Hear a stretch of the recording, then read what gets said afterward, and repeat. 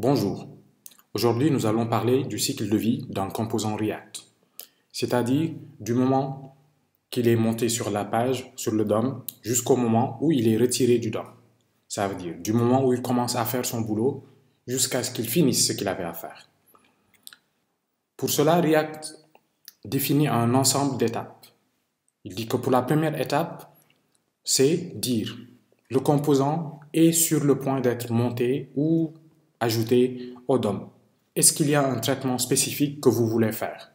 Si oui, vous devez définir la méthode ou la fonction component-will-mount. Pendant cette fonction, pendant qu'elle s'exécute, vous pouvez lancer une requête vers le serveur juste pour des statistiques, si on veut bien. Mais cette méthode, elle est facultative. Une fois que le composant est monté ou ajouté au DOM, la fonction ou le callback ou le hookup method component-did-mount est appelé. Au moment où component-did-mount est appelé, on peut faire une requête vers le serveur par exemple pour récupérer des données que le composant va utiliser lui-même, ou se connecter à un store Redux, ou tout simplement faire une notification quelconque, ou encore mieux, ignorer ce qu'il y a à faire si on n'a pas un traitement spécifique que nous voulons faire à ce moment. Une fois que le composant est monté, ou bien c'est un composant qui ne communique pas avec d'autres, ou bien c'est un composant qui échange des données avec d'autres composants. À chaque fois qu'un composant est monté et qu'il doit recevoir des données, la fonction component-will-receive-props est appelée. Que vous l'ayez définie dans votre composant vous-même ou qu'elle soit définie dans React.component, qui est la classe de laquelle hérite votre composant.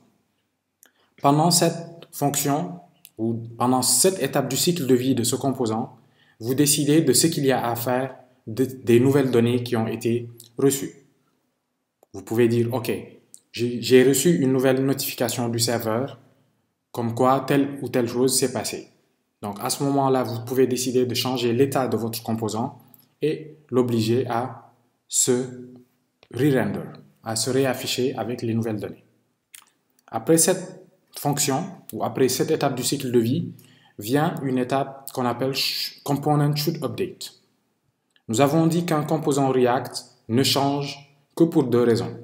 La première est que les props qui lui ont été passés par son composant parent ont changé, donc son composant parent a changé et se réaffiche. Donc le composant fils qui nous intéresse ou qui nous concerne sera re-rendered ou recalculé. La deuxième façon de changer un composant est d'appeler sa méthode setState. Quand on fait setState sur un composant, ça plus ou moins implique deux choses. La première, c'est le changement des données ou de l'état interne du composant. La deuxième, c'est lancer le processus de réconciliation.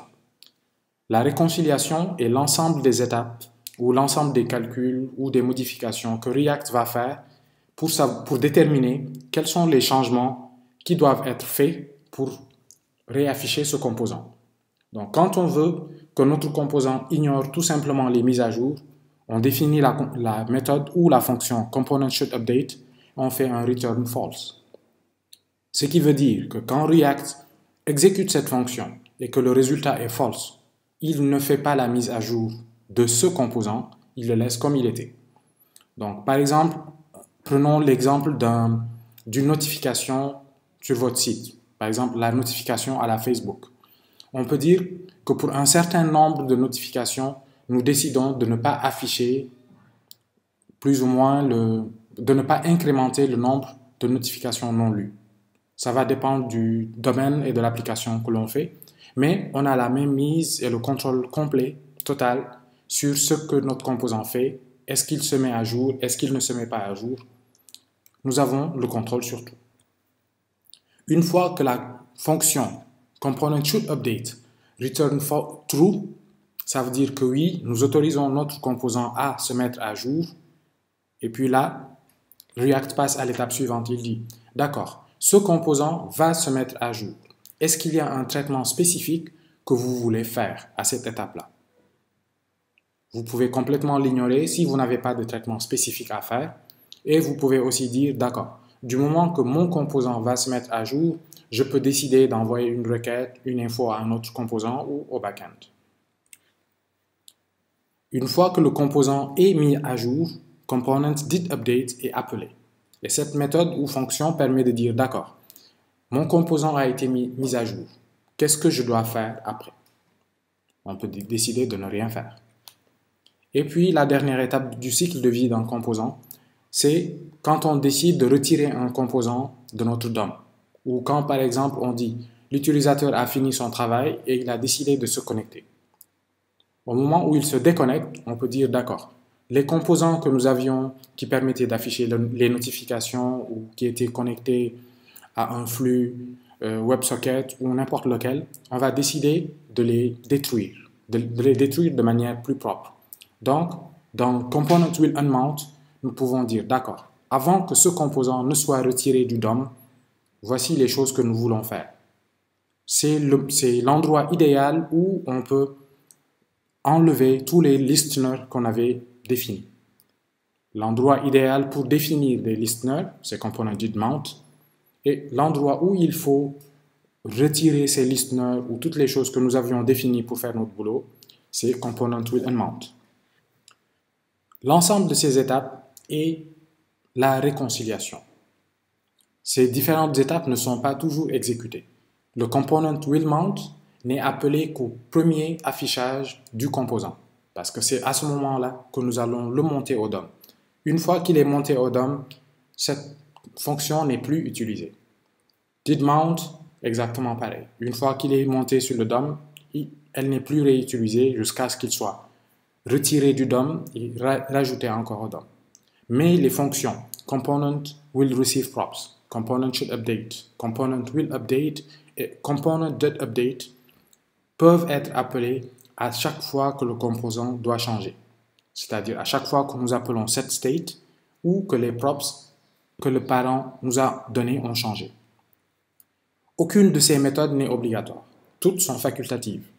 Elles ne sont utilisées que quand on a vraiment besoin de les utiliser. Personnellement, les hookups ou les fonctions de ce cycle de vie que j'ai le plus souvent utilisé sont component did_mount pour faire des requêtes vers un serveur et récupérer des données, component will receive props pour décider de ce que je vais faire des données qui arrivent, component should update et component did update.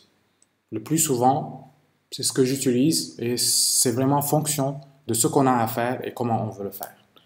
J'espère que ça a été assez clair. Dans une prochaine vidéo, nous allons faire l'implémentation de ce cycle de vie et voir comment interagir avec. Merci.